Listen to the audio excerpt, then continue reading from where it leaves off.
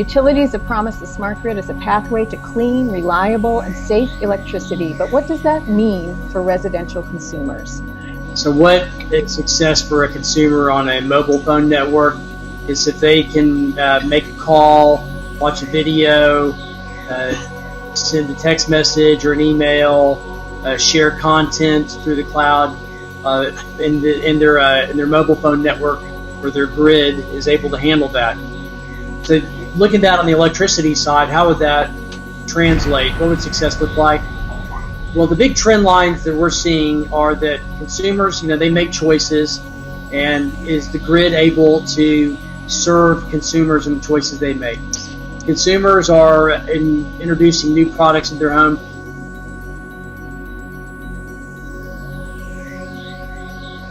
As you know, we've looked at all of the smart grid rollouts across the United States a year or two ago, and continue to look at great programs like the Pecan Street program, San Diego Gas Electric, these sort of leading utilities that are trying to make progress with their grid. And I think for folks who might not know what the smart grid is, it's always good to give a little bit of background, where this is this idea of, as I like to say, you're putting a communication layer, right? A two-way communication layer on the grid. So a dumb grid, of course, is a grid where you don't have that kind of communication layer. And of course, the beneficiary of the primary beneficiary of this is greater grid reliability, particularly for the utility, where they can tell on the grid where there's outages and where there's not outages.